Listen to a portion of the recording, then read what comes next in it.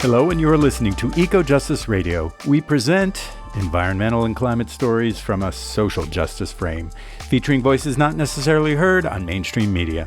Welcome, I am Jack Eit. On today's show, the intelligence of nature and a resilient humanity for planetary healing. Host Carrie Kim will be interviewing Zach Bush, MD, a physician specializing in internal medicine, endocrinology, and hospice care who founded Seraphic Group and the nonprofit Farmers Footprint. Zach Bush, MD, is a renowned multidisciplinary physician and internationally recognized educator on the microbiome as it relates to human health, soil health, food systems, and a regenerative future. He founded Seraphic Group and the nonprofit Farmers Footprint to develop root cause solutions for human and ecological health. His education has highlighted the need for a radical departure from chemical farming and pharmacy, and his ongoing efforts are providing a path for consumers, farmers, and mega industries to work together for a healthy future for people and planet.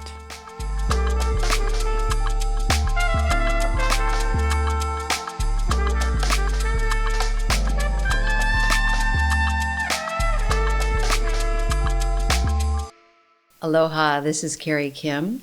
Listeners, we are thrilled to have our esteemed, astute, and humble guest, Dr. Zach Bush, founder of Seraphic Group and Farmers Footprint, joining us today to share about the way forward for planetary health and our evolution as a species.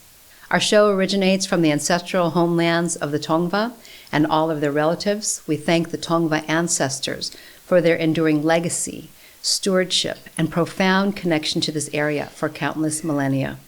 And we invite all listeners to align with and act upon the behalf of the many native nations of Turtle Island and beyond. Ours is a time that requires fortitude, resiliency, introspection, observation, connection, and action. We are aware of the multitude of things afflicting humanity and the world, much of which has been human-induced.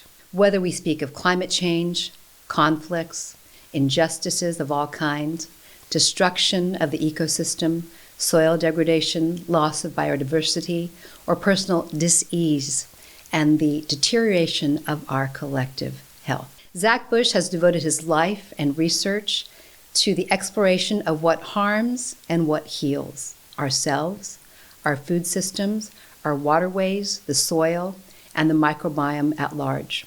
His journey has been a deep and collaborative dive into understanding and revealing root cause. How did we get here? And how will we change to chart a better course, not only for humanity, but for all life? We will be connecting the dots today between human and planetary health and remembering ourselves as an intrinsic part of nature. Welcome, Zach. We are thrilled to have you on the show today. What an honor to be with this crew. I love you all. Love you all. It's really a pleasure to be together. It beats LA traffic. It feels old and new, part of the ancient future to see you here. Well said. I feel that. Yeah. We have enumerated many of the ills facing society today, but on this continent, we have a chronic, degenerative, disease epidemic ranging from obesity to neurological disease, fertility to mental health, or I should say infertility, diabetes to autoimmune disease, autism to cancer. What do you see as the root cause physically and spiritually behind these disease states? Well, I'll give a really brief answer to both of those, and then we can expound, because I usually expound for a long time and then forget what the question was. And so I'm going to try to do the opposite here, which is biologically what's happened is literally the lights within human biology and then ultimately within the biology of the planet have been dimming since about the 1940s. And so we've had a steady decline in the amount of light energy available to every cell on the planet, whether it be a bacteria in the soil system or a liver cell within a human or a brain cell within an infant. All of these cells are experiencing a decrement in their capacity to produce light energy. Mm-hmm. And so as we dim the lights on biology, we see extinction events kind of emerge, and they take on, in our current state of affairs, this face of chronic disease as you speak. But So we can look deeper into like the last 40 years and exactly how those diseases that you kind of breadcrumbed for us, how those emerged, and what the exact pattern of biology is as to, at a certain level of light energy decrement, you'll produce this disease. At the lower level, this disease. And so we could go through those if that's of interest. But, to take it to that endpoint is we have manifest a state of affairs biologically where we no longer can produce the energy necessary to reproduce. And so, yes, chronic disease diminishes lifespan, increases infertility and all this, but ultimately it's that infertility piece that leads to the extinction event of any species. And so we're playing at this edge of our capacity now to persist as a biologic process and something that we would call human DNA. On the spiritual side, if we think about what predated those human bodies and what's going to persist after those human bodies, I think there's a wound in our understanding of that spirituality that has led to this same kind of behavior that undermines that biology and its light potential. And that spiritual wound is really this belief of separation that so many are speaking to these days. And all of our religious texts and myths seem to point back to an event of separation where we believed ourselves to be rejected from nature. And within that, tying that up with some sort of definition or story around God. And so separation from God and nature occurring at the same time. And these are very ancient stories. So if you go back to the kind of Abrahamic religions, you've got everything from the Muslim faith to your Christian faith and Judaism and all these things ultimately emerging from this one body of wisdom that was story told, these profound histories of a garden, and we were kicked out of the garden for having come into some sort of conscious awakening, or perhaps a dream that we woke up into that had us believing that we were separate from nature, rejected by nature. But thousands of years before Abraham comes along, you have those same stories being told in Sumerian texts, and before that Babylonian texts. And Abraham was from a Sumerian family, so you've got our modern myths of this separation story really being projected from these much more ancient stories, and dating back 140 years with the decoding and kind of understanding of those Sumerian and Babylonian texts. It was clear that before the Abrahamic religions claimed those events to be occurring around a single God that was, a focus of creation and all that, the Babylonian, Syrian, or Sumerian texts were much more pointing to other races that were, in relationship to the planet, and then ultimately in relationship to humanity. And somehow that was the break of relationship with nature, was our new union with this other God force, or this other creative force, which was maybe another race.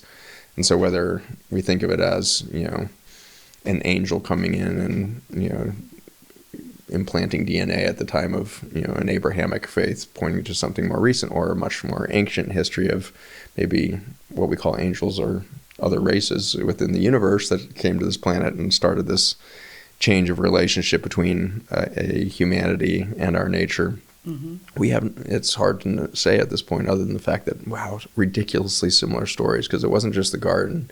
Sumerian and Babylonian texts had the story of, the splitting of families, and then ultimately the diaspora of humans, and then the Tower of Babel, and all that's thousands of years before Abrahamic storytelling and religious structures. So something happened along our journey to create this spiritual wound. And I think it's within the context of our biologic history. And so it's not something that predates the human, that started humanity. I think it happened at some point during human biologic history. And as far as we can tell right now, it's, we always say these numbers as if we know this for fact, and then what just happened in the last years, we were off by 100,000 years. So, so we're always wrong. But the current estimates are that human biology have been present on the planet for about 300,000 years, which is a split second, obviously, in the biologic history of the planet. So you got a 4 billion, 5 billion year old planet that just a couple 100,000 years ago, basically a week ago in cosmic time, humans show up. And so, but there's this interesting thing is that we actually have oral history that dates back through so much of that. And so I've spent a fair amount of time in Africa the last couple of years, and the Khoisan people have the most ancient oral lineage history of any other peoples on the planet. It dates back 100,000 years. Mm-hmm.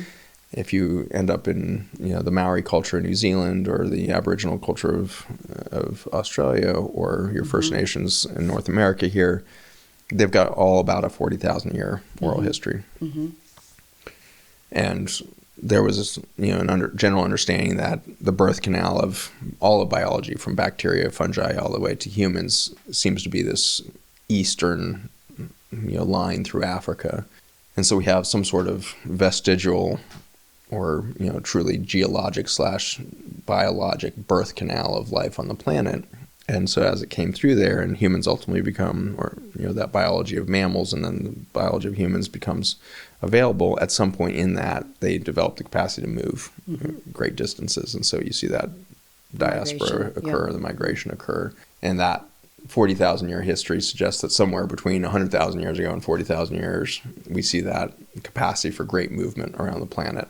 And then those oral traditions march on and they're doing good, and then suddenly there's this sudden amnesia event that happens in every single culture about 7,000 years ago. Mm-hmm. And so nobody remembers what happened between 10,000 years ago and 5,000 years ago. Mm-hmm.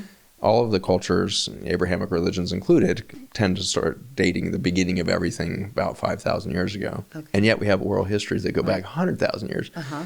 So for me, I've started to wonder at this moment of amnesia, is this actually not necessarily the beginning of humans that were somehow in the garden and there was two humans? Sure. Was this humans in their original relationship to nature, and then suddenly a schism happened in this spiritual wound just a few thousand years ago, 7,000, 10,000, who knows? But there could have been a schism at that time that really broke our sense of self. Our identity was fractured. Mm-hmm. And it's possible that was entirely a spiritual wound. There was some sort of level of consciousness or connection, or there's this discussion, the story of eating a fruit from the tree. Right.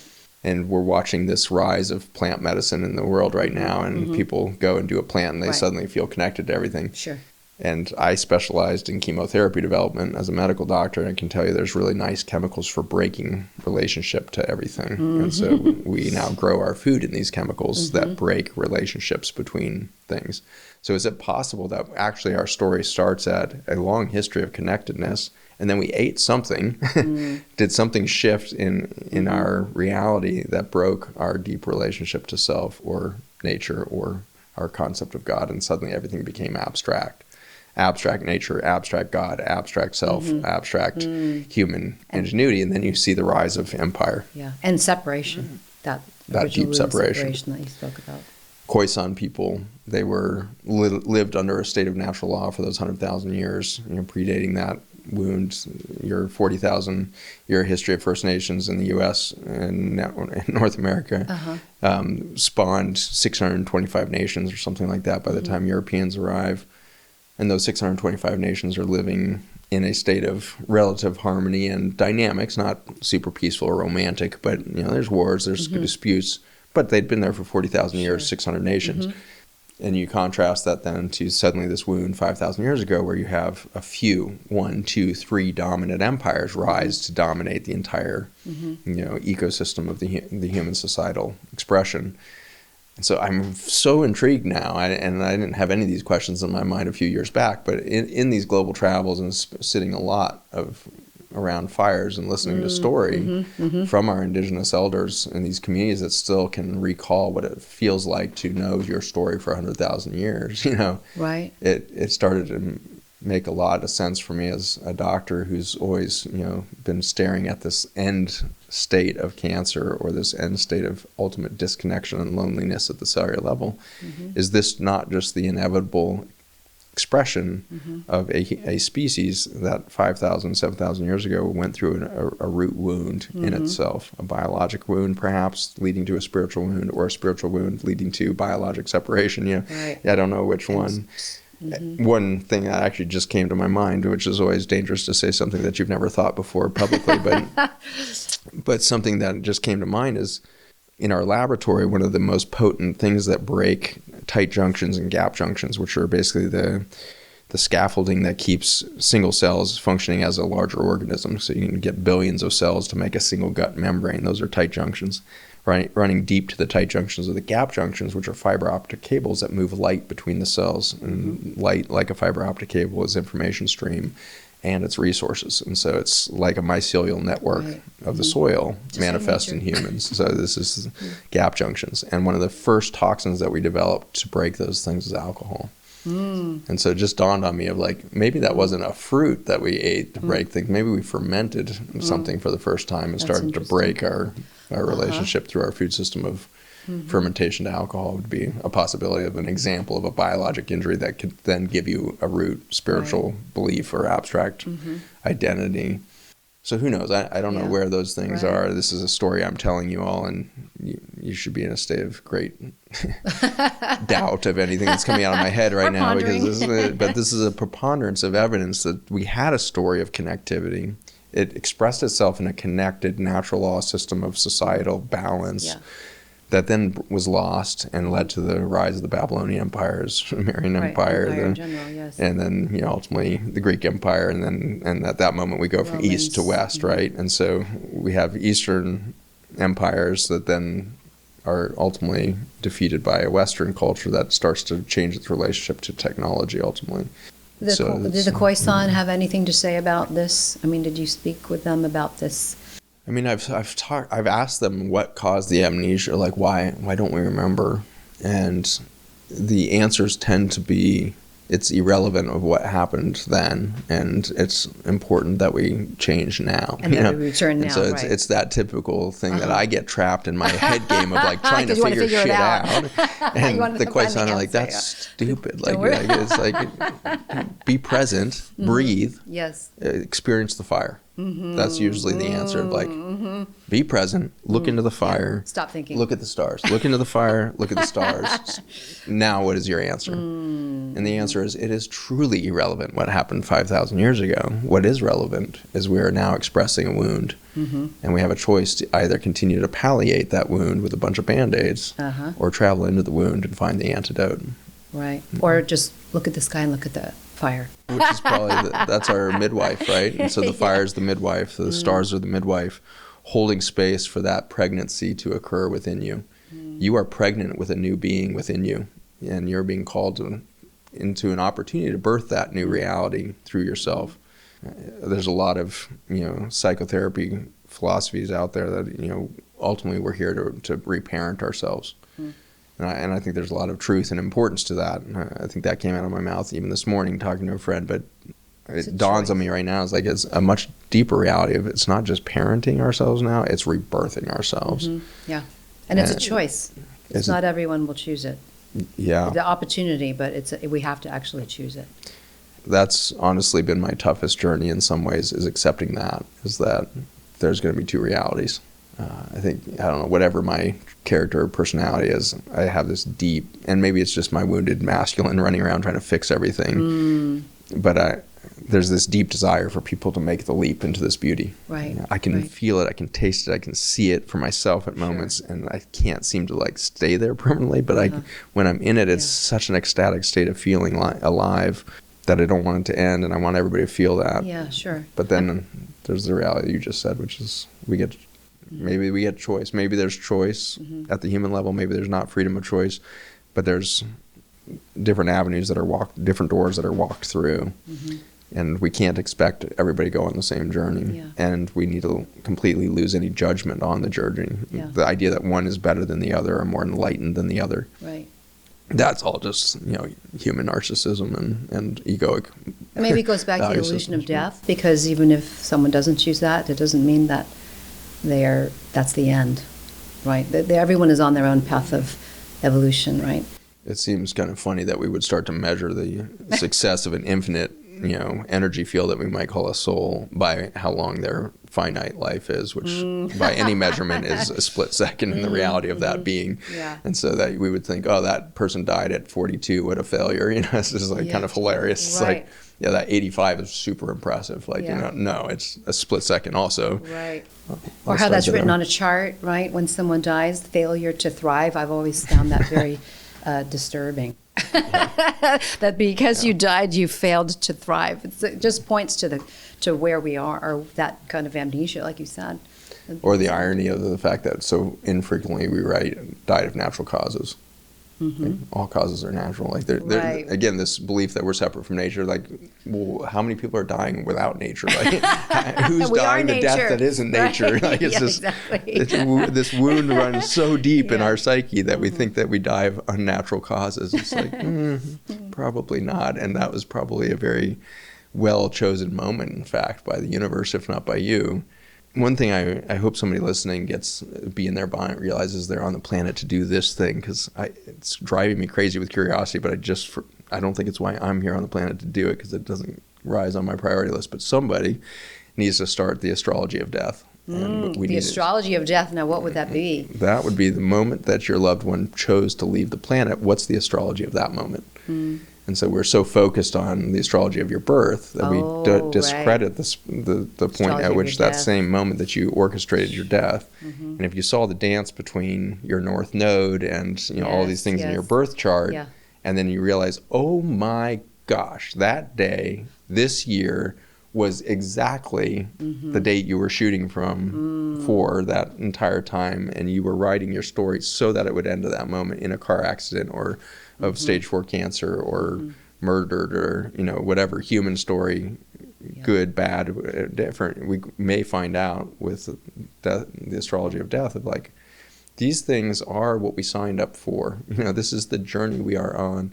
And at no point does the soul feel that that's a failure or a tragedy that they exited at exactly the right moment in that finite experience. It's deliberate. I think it's very likely deliberate. And Zach, we're going to take a break right here, and we'll be right back with you to talk more about planetary health and our spiritual journeys here. Hey listeners, quick break here. We hope that you're enjoying EcoJustice Radio.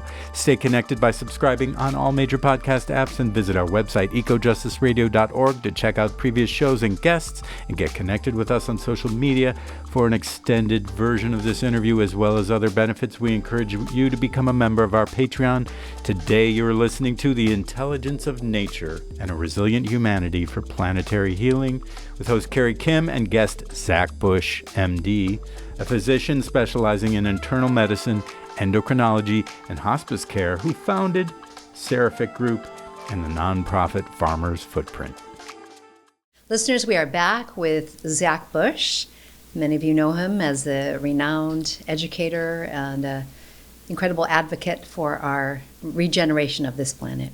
So Ayurveda has a term, Prajna Pradha, which literally translates as an offense against wisdom, or we could say crimes against wisdom. This refers to some part of us that insists on an action that is detrimental to the rest of our body, mind, spirit. We go against or ignore nature's warning. Today's society seems quite addicted to Prajna Pradha. We commit these crimes daily, especially those of us living in cities, I would say even more on the extreme. Many of us do not get enough sleep. We eat wrong foods. We're disconnected from nature for many of us. We're sensorially overstimulated. Our mind is in constant movement. What would you say about this micro and the macro, how they are reflections of each other?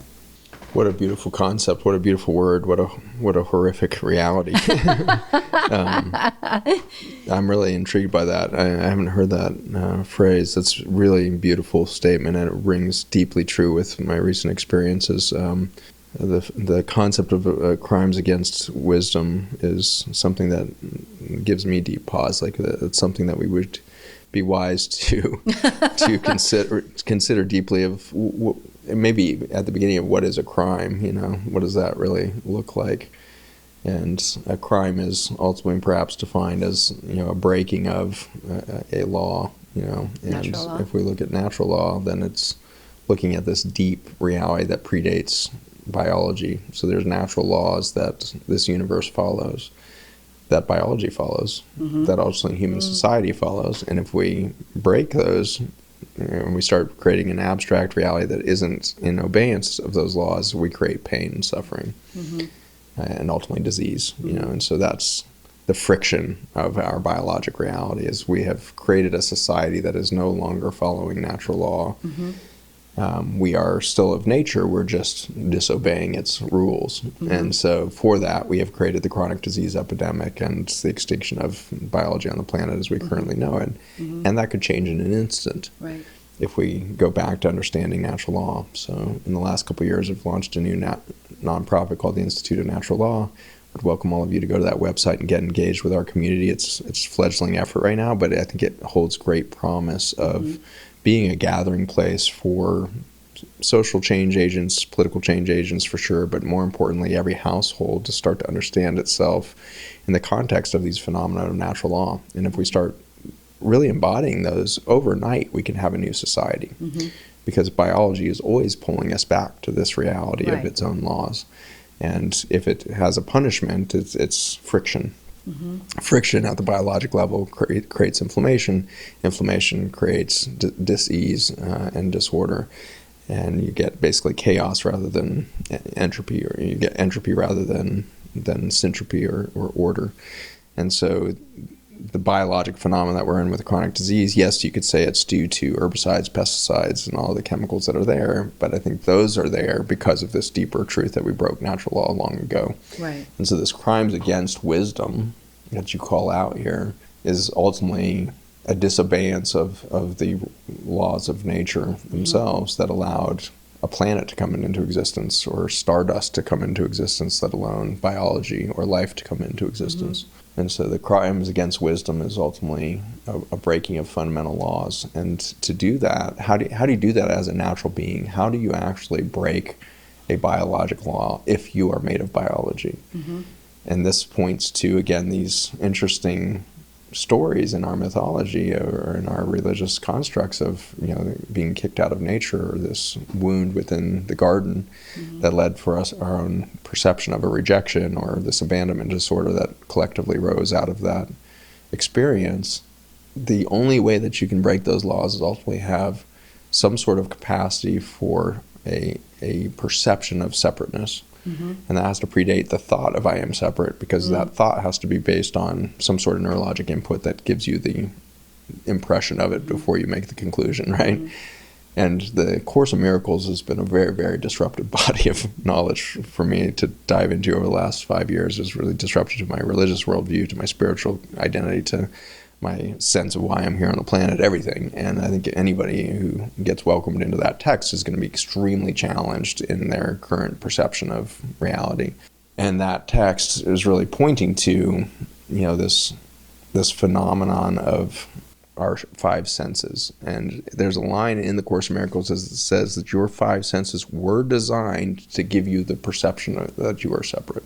And I was very upset by that because if that's true, it sounds like somebody set a trap for us. It's like if we were actually designed neurologically to perceive that the tree is over there and it's green and I'm over here and I'm like this pale weird color, I must be not a tree. And so our eyes, which obviously perceive things radically different than like a bat or an insect. An insect perceives the tree without color. It's a vibrational thing. Looks at me, I'm a vibrational thing. The tree is moving in the wind and it's moving around, so it's not different than me that's seemingly waving around in the ether. And so the insect can't see me separate from the tree. In the same way, my senses were designed to give me that sense of separateness.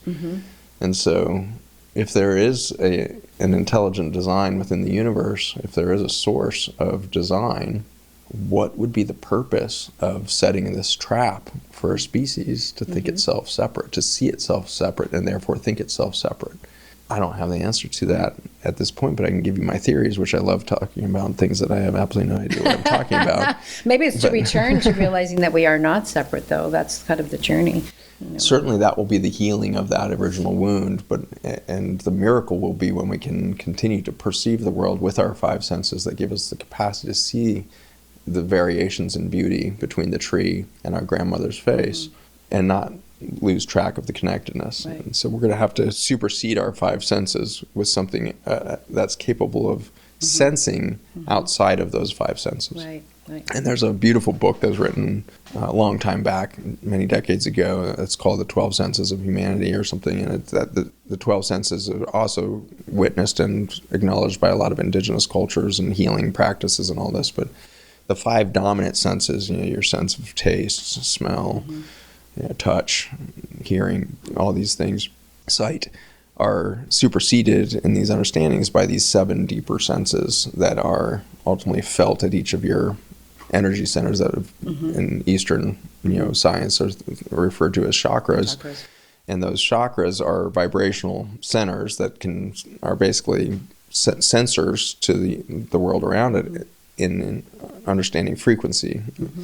And you've experienced these very much. Every single one of you listening have gotten goosebumps when somebody says something true and relevant to you, or you've gotten some little buzz in your neck. I tend to get like buzzing in my neck when I hear something that's like, whoa, that's so true that I don't even understand it at my brain level, but that thing is true. And so I've got a deep truth barometer somewhere around my throat chakra or something like this.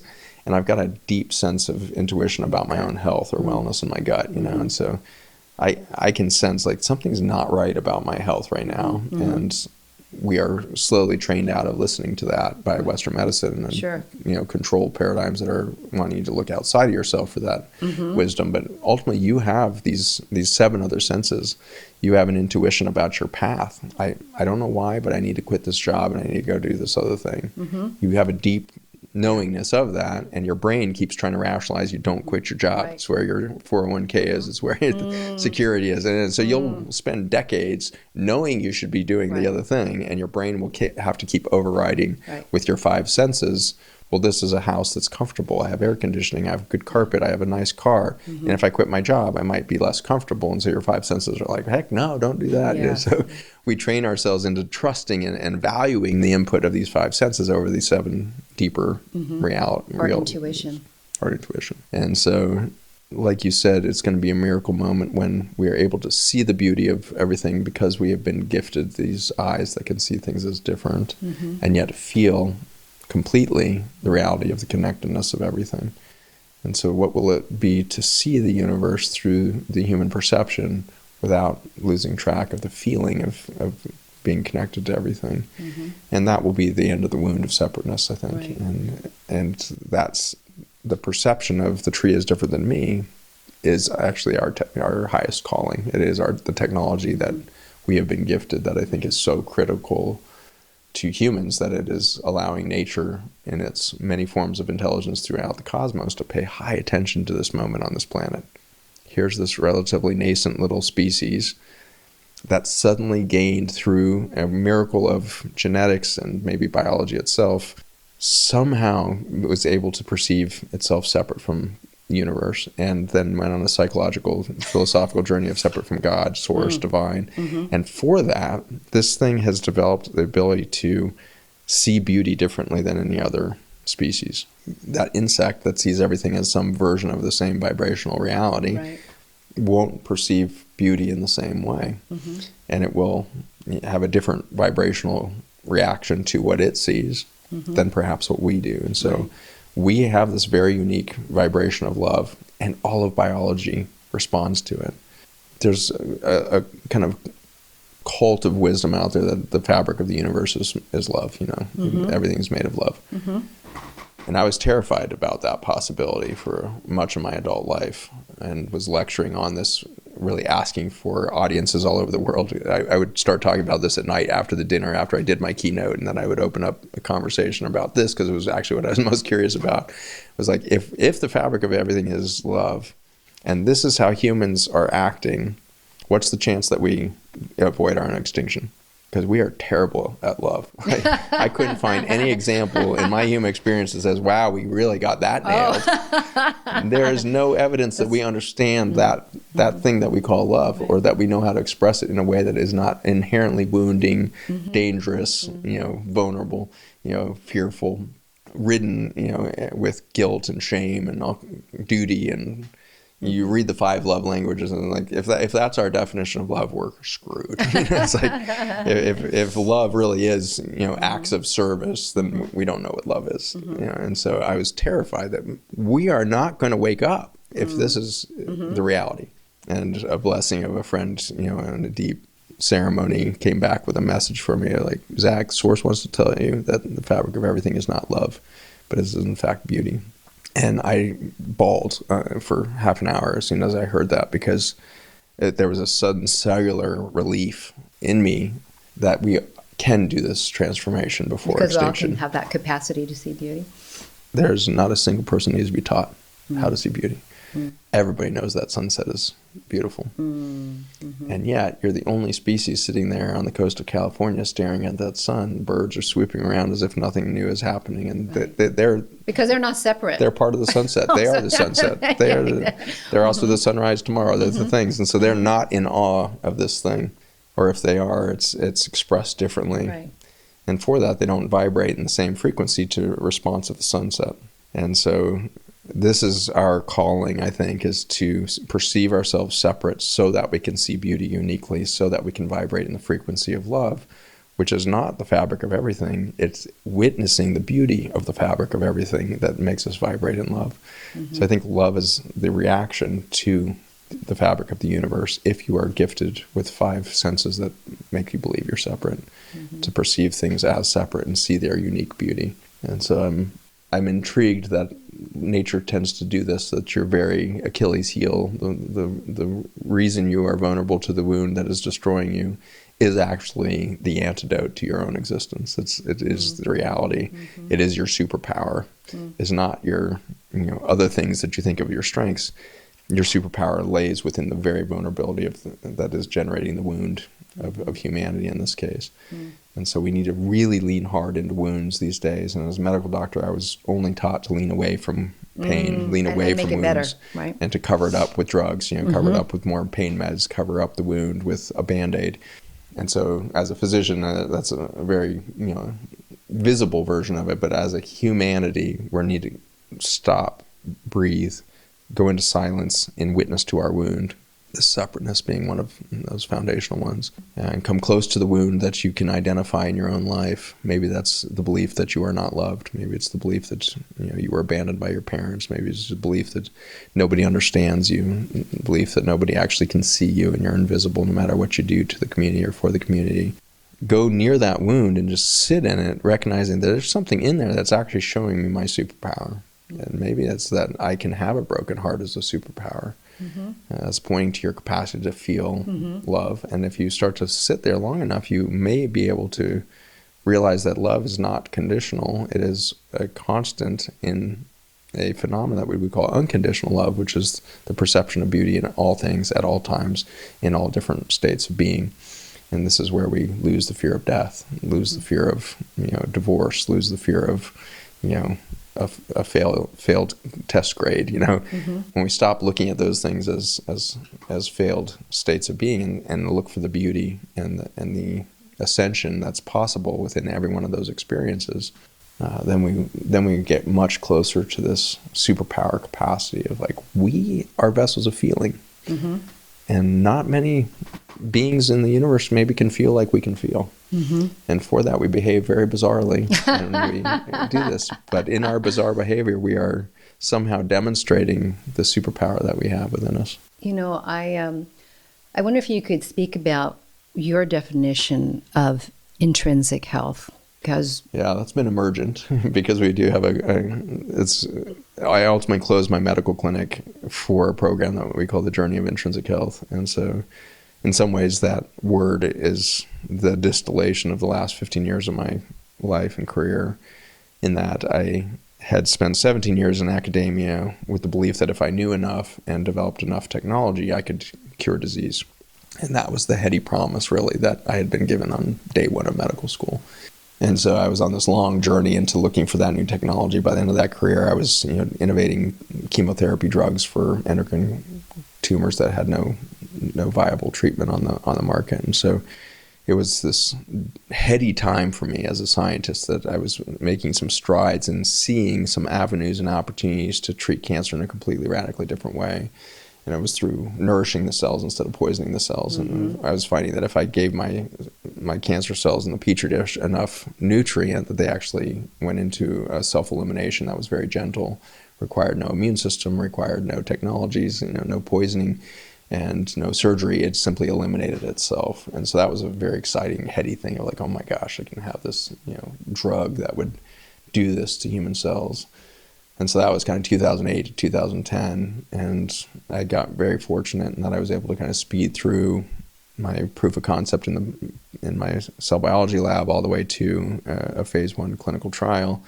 And it was in my very first patient in that clinical trial that revealed to me the wound of that whole theory, or the fallacy of my own belief system that had led me to this pinnacle of academic success. Mm-hmm.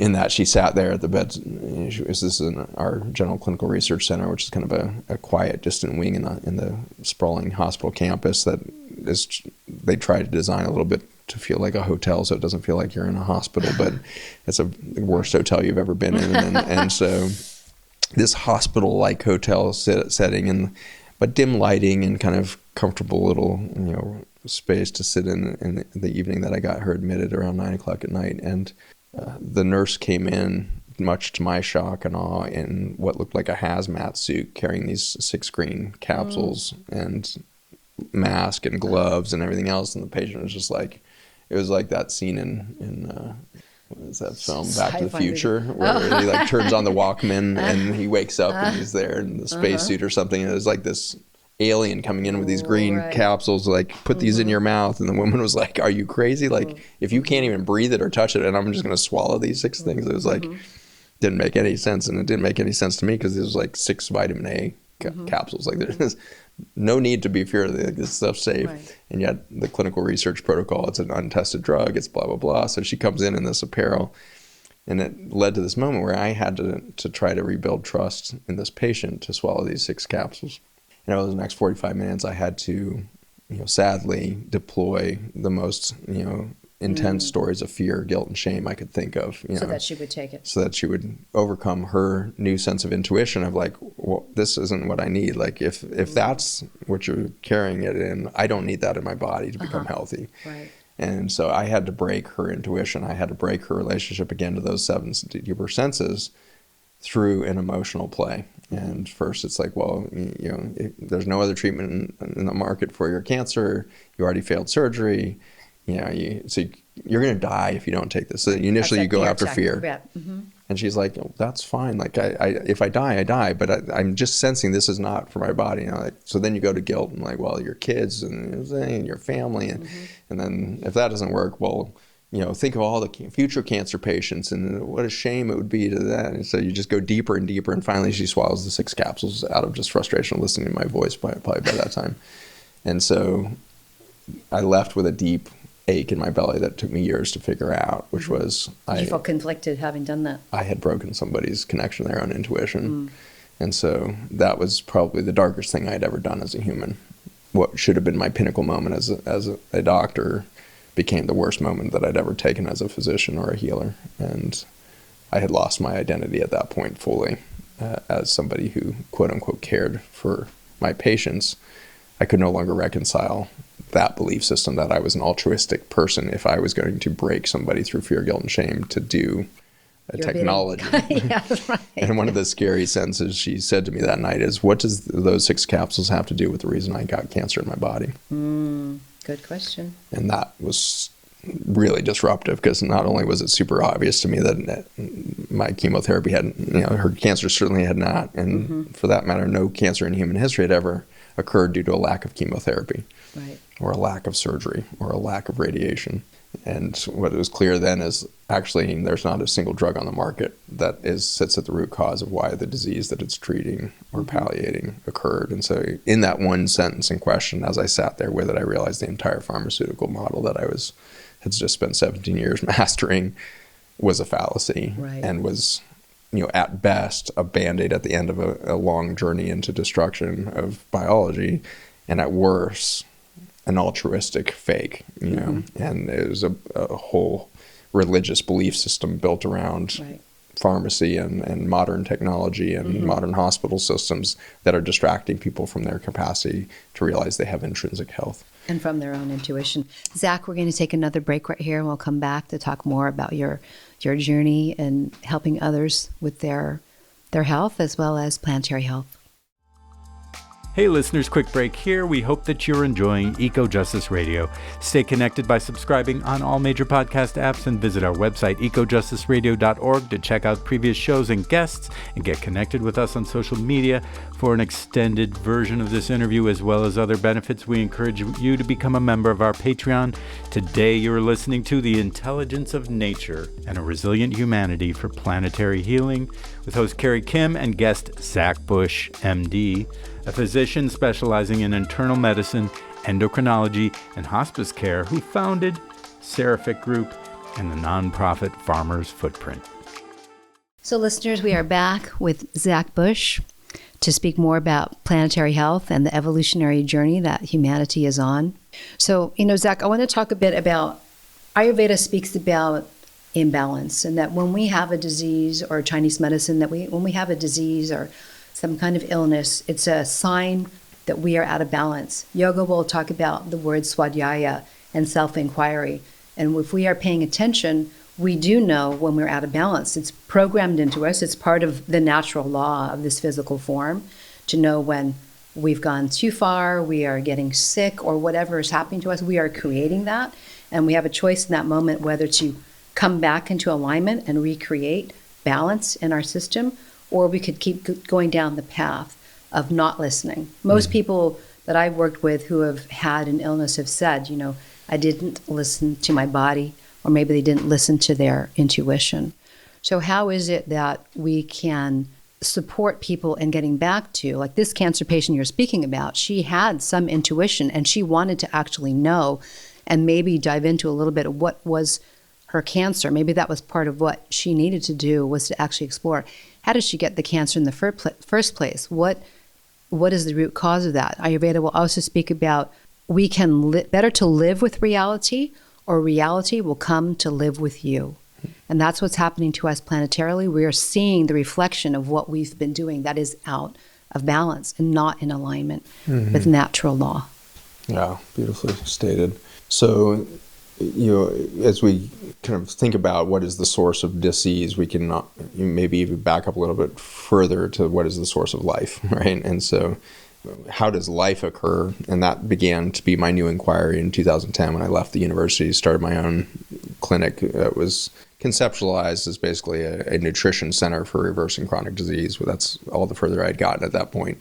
And then even before I opened the doors, spirit or universe were calling people to join me that I had never imagined. And so I had energy healers and esoteric, scientists and, ultimately nutritionists and Ayurvedic experts and all that just get attracted to this little tiny rural clinic in Scottsville, Virginia, which was a town of 550 people. It was like the most unlikely place in the universe to develop a kind of integrative think tank for the root cause of life and death. But it happened for reasons I still don't entirely understand. But that journey was so fascinating because it allowed me to start asking at the bedside some of those root cause questions of disease. And what quickly led me back to was the beginning of my medical experience, which was birthing babies in the Philippines. So I'd been planning a career in engineering and then had my heart broken. And every time we look at our deepest heartbreaks, we realize those are our greatest gifts in life. These are the bellwether moments that change our direction. And so thank God for heartbreak.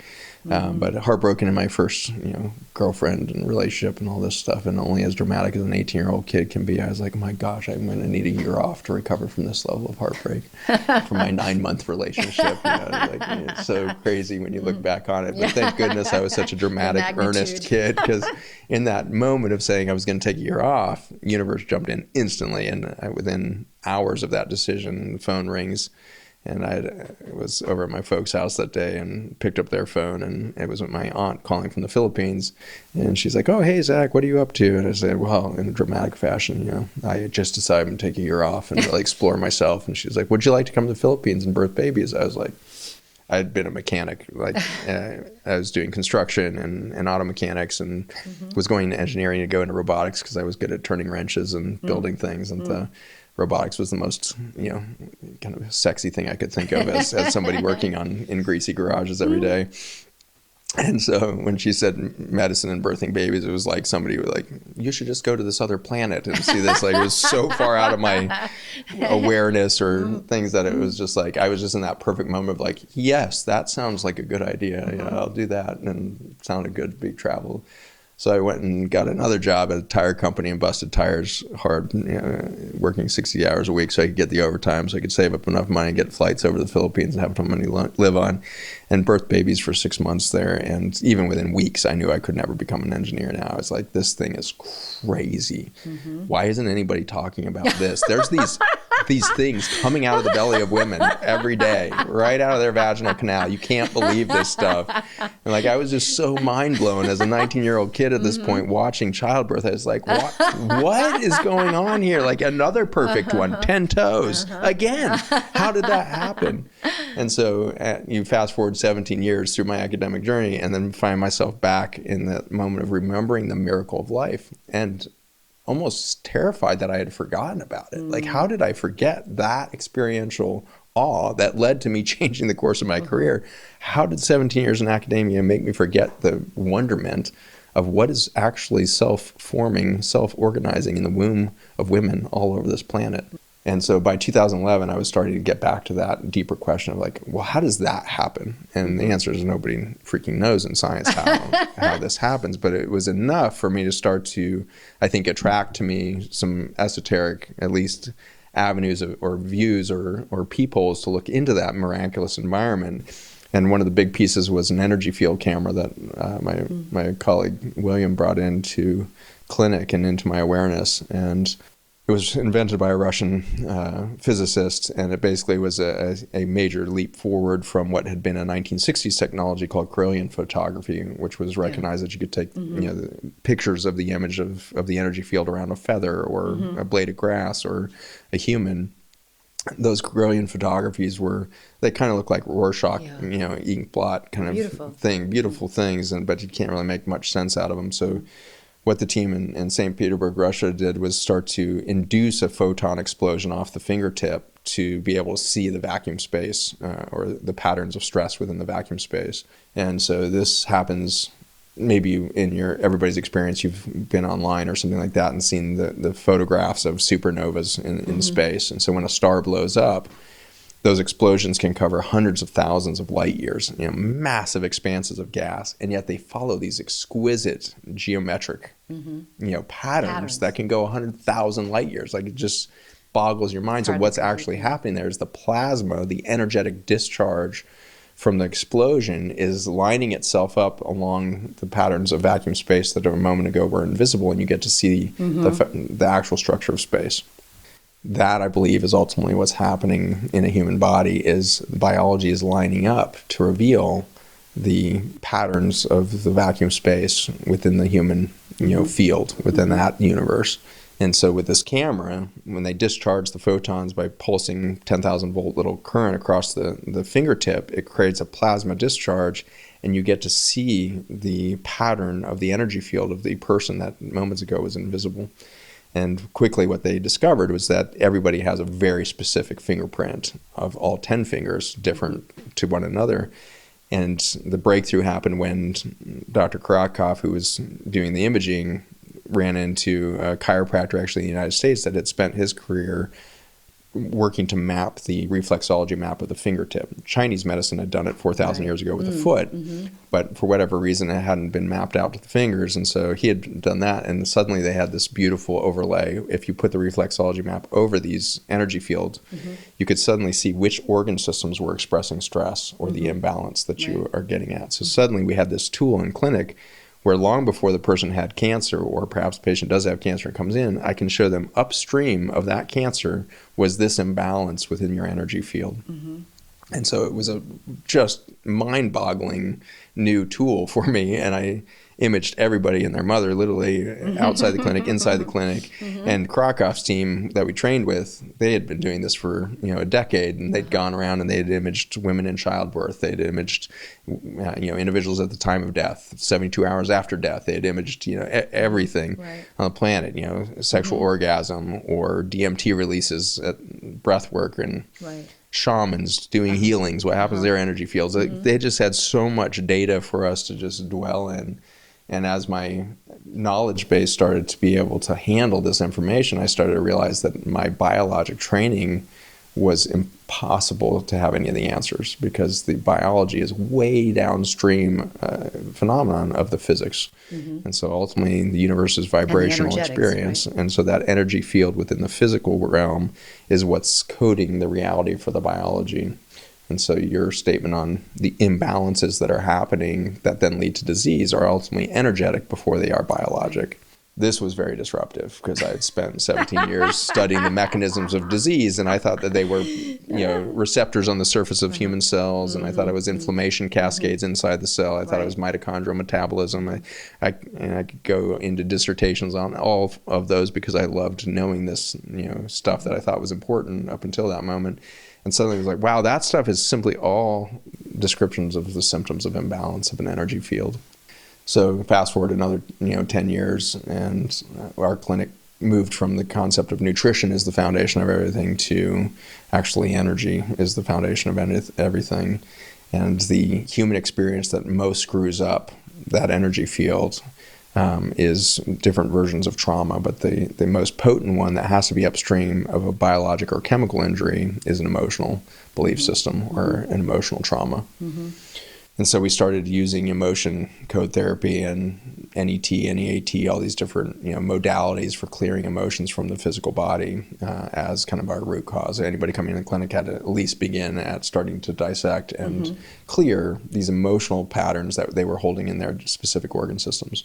And we could see it on the camera, like for whatever reason, your liver is holding this pattern of depletion and chaos in the energy field. Fortunately, we're coming in on the tail ends of 5,000 years of Chinese medicine that had already said, would this emotion get stored in this organ? Grief being one that I've experienced a lot in this last year in a deep way.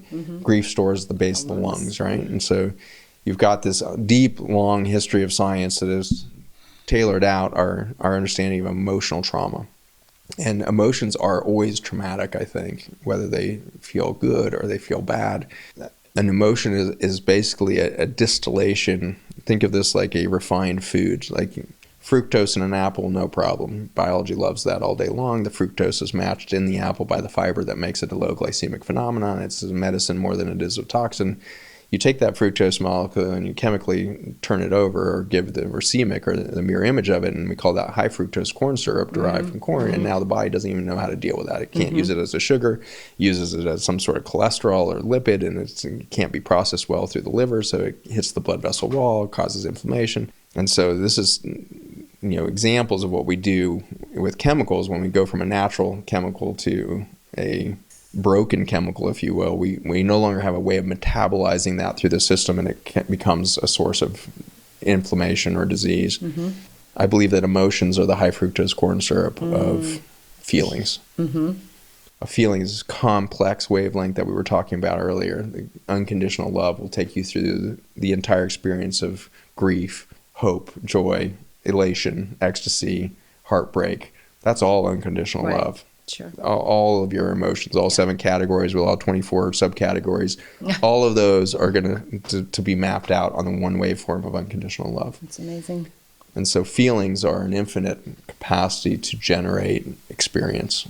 Feelings are what life is there to achieve or experience. Emotions are the unfortunate distillations or highly processed elements of those feelings that become belief systems rather than experiential truths. And so we no longer know what unconditional love feels like, and we can't imagine the society that would express itself in reaction to knowing unconditional love, because too long ago we broke that with the emotion of love and the emotion of fear and the emotion of heartbreak or the emotion of loss or whatever it is. And so we distilled down these complex waveforms into emotional beliefs that cannot metabolize through the body in the same way the high fructose corn syrup can't get through. And so each of you listening have been trained to store emotions as trauma that cannot metabolize through your body and push those down into these organ systems. And your pattern of stress, emotional trauma that's determining where you're going to manifest disease is different than your siblings. Same genetics, same parents, same household, same food, same chemical traumas, but your emotional patterns are different depending on birth order, what time of year you were born, where the stars were where you were born. Like your experience of the universe is going to be coded differently in your experience of feelings. Mm-hmm. And when you are trained out of feeling anything by the time you're 5 years old and you're trained to understand only emotions, you're trained out of those 7 senses that would have given you the capacity to sense those feelings, and you're trained into an abstract belief system about what it means to feel things and what's a good feeling and what's a bad feeling, and to avoid bad feelings and always go after your good feelings. And that value system starts getting put in there, and then the ego has to come in because you're not feeling good and you're failing to be able to feel. And so the egoic shield goes up by the time you're 6, 7 years old, and you're starting to be disconnected from self, disconnected from those 7 senses. And you're starting to be very vulnerable to fear, guilt, and shame storytelling and paradigms, and then you become a modern human. And so that ultimately is all pointing back to this energy field of disbalance that then emerges as a field of disease, when at our root, we are early being patterned with emotional trauma that then makes the chemical traumas unrepairable. If I don't have emotional trauma and I get hit with an herbicide or pesticide, my body repairs. If I have this emotions creating static in the field where I can no longer communicate across cell systems, then the injury happens and I don't repair it. And so I'm going to accumulate injury in that organ system if I have stored emotion. If I have no stored emotion and there's clear signaling happening, then the ability to heal is nearly infinite within a human system, within any biologic system. And so this is, I think, why we've realized over and over again in the science community that we can cure type 1 diabetes in mice 1,000 times. Like every lab in the country that's ever studied type 1 diabetes, we use mouse models, rat models, and you can cure it. Like it's an autoimmune disease that's destroying the pancreas, and you can completely 100% cure that in animals. But you try to do that in a human, it never works, because that human has a stored emotion. The rat has no concept of an emotion. It may have a biologic capacity to feel things, but it's not sitting there distilling them down, refining them down through fear, guilt, and shame paradigms to become emotions and store in their body. And so they have this capacity for true healing that the human seems to be lacking. We see it in dogs and cancer. We've had incredible results with cardiac sarcoma in dogs in our laboratory, and yet we give that same compound to a human with sarcoma of any organ system, and you see 10% of them respond rather than 100%. So there's this deep wound that lies within the human psyche and the human biology ultimately of emotions. And so it's been a beautiful kind of realization in our clinic that health is intrinsic to the being of you. Health becomes, or disease becomes inevitable to the abstract version of you.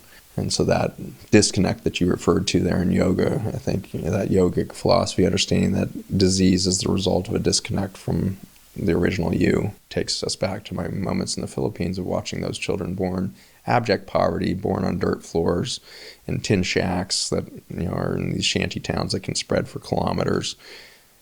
No human value system showing any reason why this kid would come into the world through that path, why that soul would choose that path, and yet that soul knit together a perfect child in the womb of its mother with 10 toes and 10 fingers and intelligent capacity within its mind to become a creative force on this planet out of abject poverty and starvation and everything else going on.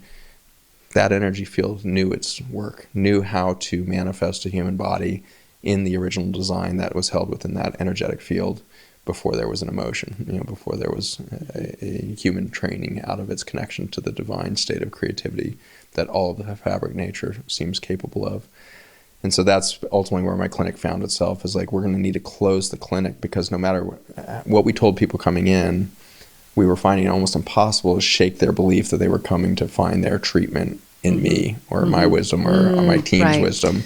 And they were always looking outside of themselves. And so we closed the clinic ultimately in favor of this program that we've created, which is the Journey of Intrinsic Health, which now focuses only on this one thing, which is you are the original wisdom that self-organized 70 trillion cells to be a human body that serves as a home to 14 quadrillion bacteria that we call mitochondria that live inside of every one of your 70 trillion cells.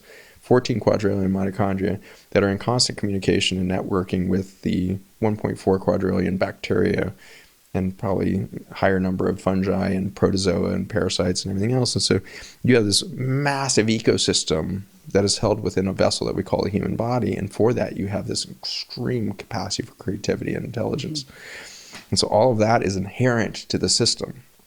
And so what is the likelihood that I can come along with, certainly a drug, you can say, oh, that's obvious, but what's the likelihood that I could come along with a biohacking technology of like an Oura ring and actually improve your neurologic state of sleep to a point that supersedes something that was already not baked into you at the very beginning of this thing? How is it likely that I can give you acupuncture and needles that's going to somehow supersede the original electromagnetic field design of your body? And so it's been very challenging to understand how to interact with healing modalities without it becoming an abstract distraction from the self-intelligence that is the thing that knit you together in your mother's womb. So that's been my long journey from awe-inspired childbearing women in the Philippines to chemotherapy back to the awe-inspired state of every single being, whether it be a feather, an oak tree, or a human, has within it the original design, the original mathematics, the original physics of being that thing. And I think that's what ultimately is troubling to us, or should be troubling, or perhaps really inspiring to us ultimately as humans, is when you look at an oak tree, you can be very confident that that oak tree has never woken up with an identity crisis. It has never woken up with some insecurity that, man, I really screwed up being oak yesterday. You know, like I did this thing in the morning and my branch went that way and the rest of the forest went that way, screwed it up, you know. No, that oak's not doing it. It's just not doubting its perfect oakness. It doesn't even call itself an oak. Its identity is a vibrational reality, right? It is more real than anything else, and so why question anything? So it is beautiful to imagine then what does Zach become when I lose that definition of self at the word Zach, and start to be aware that I am before named. I am in my mother's womb an energy field that was able to self-organize a human biology around it to express beauty, and uniquely perhaps to be able to see that beauty within itself and the universe around it. And if I did that, then what am I doing outsourcing trust to some other person or some other technology to improve on me, to improve my biology? It is such a deep fallacy that we would be duped into believing that anything could come along that would supersede my sovereignty at this atomic level, let alone the cellular level. Right. I am a sovereign being that knows how to manifest itself in reality, and then gets to perceive itself within the context of a greater reality. Show me the thing that can beat that. Show me the human thing. And this is where I get very concerned about functional medicine, which I kind of got globbed into, and people just assumed I was a functional medicine doctor. I've never trained as a functional medicine doctor. They have a lot more knowledge base than I do. But the fact is, functional medicine, alternative medicine, and now this whole biohacking trend, similar to this phenomenon of, it suddenly crosses my mind as maybe irrelevant or not, but it crosses my mind as very similar to the cryptocurrency movement. Like, okay, the US dollar is abstract and BS. We need a different form of currency. So we're going to create even a more abstract version of currency over here, and we're going to call it the enlightened currency. And anybody who's using that is way better than somebody using a US dollar. In the same way, you know, we came along and said, don't take that medication, you know, that Medicare pays for and everything else, and instead come and pay my clinic $3,000 a month, and I'm going to give you IV vitamins and IV nutrients and stem cells from outside your body, and then I'm going to take your stem cells out and put it through this machine and give you back your own stem cells. I mean, it's just like, mind-boggling. What are we doing in the name of wisdom or in the name of health? And so this is that crimes against wisdom ultimately is our modalities of treatment, or the data hungriness of the biohacking, you know, reality we're trying to live into, is all taking us in these more and more abstract things that are actually compounding the root wound, which was the fear of death. And so when you start getting more and more data and you're afraid I didn't hit my 6.25 hours of sleep last night, like my biohacking wisdom keeper told me I was supposed to have. And so now I'm afraid I didn't get enough sleep, so now I got to replan my day so I get 6.58 hours tonight. Right. Like, there's no way that's right. There's just no way. And it's too mechanical. It's too mechanical. It's too reductionist, you know. And sleep is a good example of this. The difference between an oak that rests and a human that sleeps is the human still in its dream state believes itself separate. It hasn't solved for the wound of identity. And so all of your dreams are laden with all of your insecurities and fears and everything else because you're still in the dream. You haven't actually become you yet. An oak rests during winter and creates a new opportunity for a new crown to be birthed in that following spring. The rest that nature does is real. The rest that humans do right now is not real. And so we don't feel rested no matter how much sleep. Maybe you feel biologically a little bit better, a little bit more clear, but you are not rested. You feel unrest within you all of the time. In fact, the more rested you are biologically, the more spiritual unrest you might become aware of because you haven't fixed the root wound, which is who are you in the context of this reality outside of the dream that you're living in.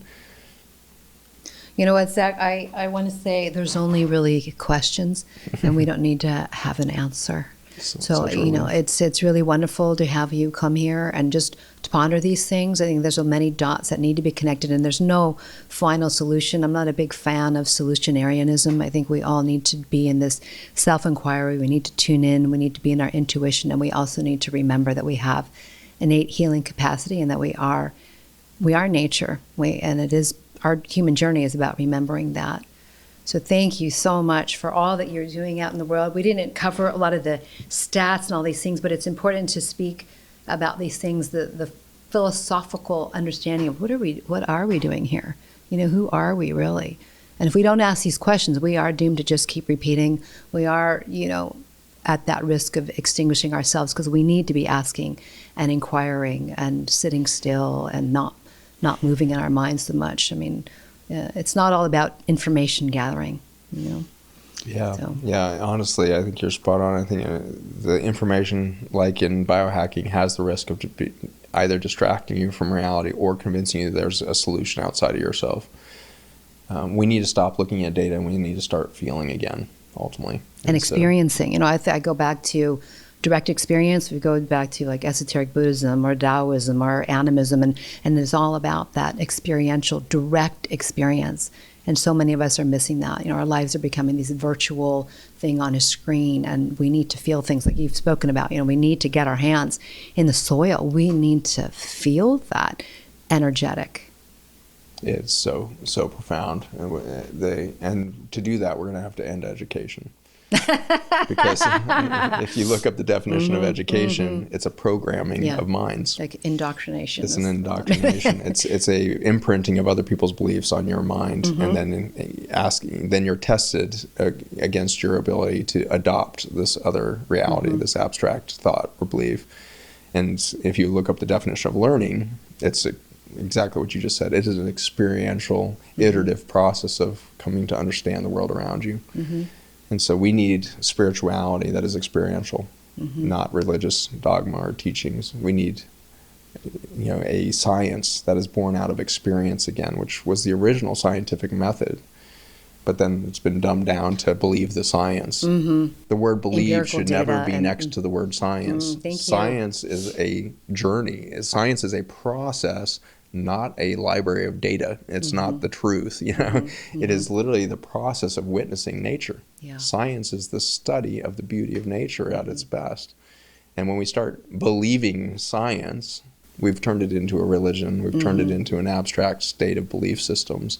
And it is bound to lead us down some pretty terrifying pathways. And so we need to give up belief. We need to surrender that and start to experience the reality we live in again. Yeah, something less fixed and more dynamic. Wisdom is dynamic. And so in some ways you just named this other, kind of state that we're in. As Indigenous cultures have long predicted and prophesied, we will, in this moment that we're in, begin to unfurl the other wing of humanity, which is the feminine wing.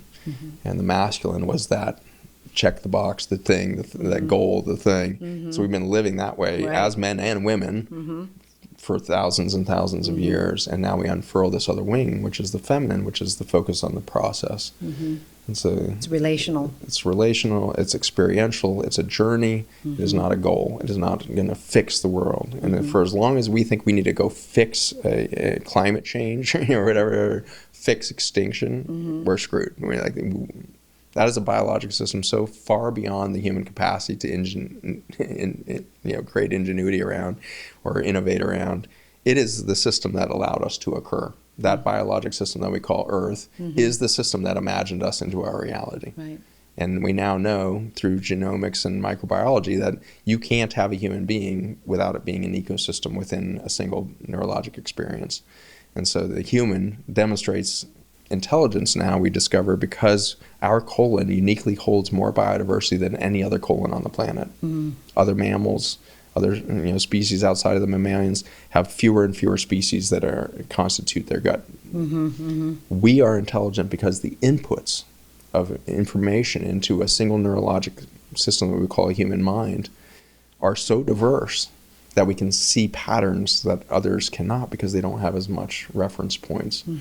And this is kind of that word Ubuntu in African wisdom, which is I am because you are. And so that is the reality of human consciousness. It's not actually human. Human consciousness occurs because we are, because everything is within us. Right. We hold the most diversity, and therefore we are. And if we start to eliminate that diversity through our exposure to antibiotics, herbicides, pesticides, alcohol, et cetera, we lose our humanity, and we start to express the crime of against wisdom and against our own natural law, and we start to express ourselves in such a way that we become a wound to the nature that we live within, rather than its creative force or creative and ingenious force. Yes, that is we each are a force of nature, and you are definitely a force of nature. And could you share with our listeners how they can stay in contact with you, follow the research that you're doing, follow all the different things that the offerings that you are bringing forth? The simplest way is just my name, zachbushmd.com. That is kind of a portal into all the educational environments and everything else, and products that we produce in our labs and everything else. And so zachbushmd.com, the journey of intrinsic health, you can get through there. The Intelligence of Nature is our supplement and biotech company that's been investigating this relationship between the microbial intelligence and then human design that comes out of that microbial intelligence communication. And it's a very fun way to get engaged with nature in your own home, is to start to imagine human biology in the context of millions of years of intelligence within the microbiome, and experiencing that in your body in the first time. It always gives me goosebumps of, we're going to return you to an intelligence that precedes the existence of humans on this planet, and see what biology wants to speak through you. And so get engaged through Zach Bush MD. On the nonprofit side, you'll find links through my website as well, but farmersfootprint.us, and we have .au in Australia. We've got .uk that covers the UK and EU as well, with reimagining the food system as a natural law system, perhaps. And then, as mentioned earlier, instituteofnaturallaw.org will get you to that experiential place to relearn human society in the context of natural law. We would love for all of you to get engaged there. We're needing support there, so if you have a foundation or a fund or a family office that's really passionate about systems of sociopolitics or activism or whatnot, we would love your support there and activation there, because it's a very salient time for us to reimagine sociopolitics as we see the divisiveness and the brokenness of a political system that will one more time express itself in 2024 here in the United States, and change the way that humans treat each other in the world, unfortunately, once again this year. And so I want to make sure that by the next presidency we have redreamed our ecosystem of social expression such that we express a different politics, and it will make obsolete the current mechanisms of being a politician. Will simply not work in the next system that we create together. But that's going to take every single one of us being engaged to create that reality that will make the current one obsolete. But we are clearly repeating history in our current political expression, so it's time for us to reimagine something quickly now, so that we don't keep repeating history. And the Global Health Education Initiative too, as well. That's right there on the Zach Bush MD website. Under the knowledge page, you'll find just free content. We've been producing these since the beginning of the pandemic. And it's a place for us to challenge the beliefs of science and start to really look at the experience of science and the experience of the beauty of nature.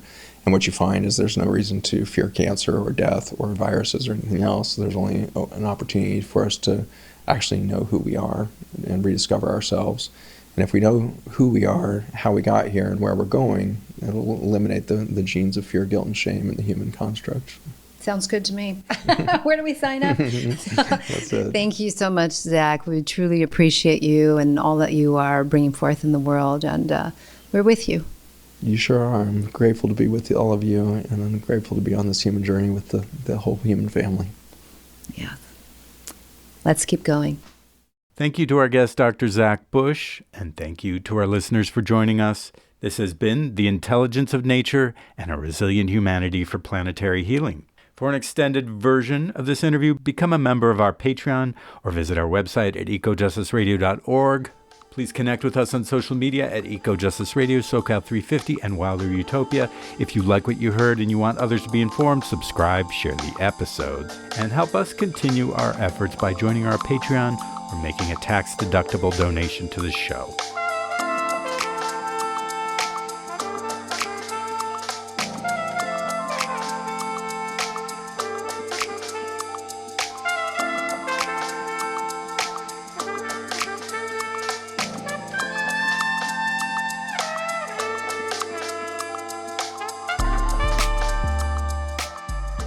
A project of SoCal 350, the show can be found on KPFK, KPFT, all major podcast apps, and at ecojusticeradio.org.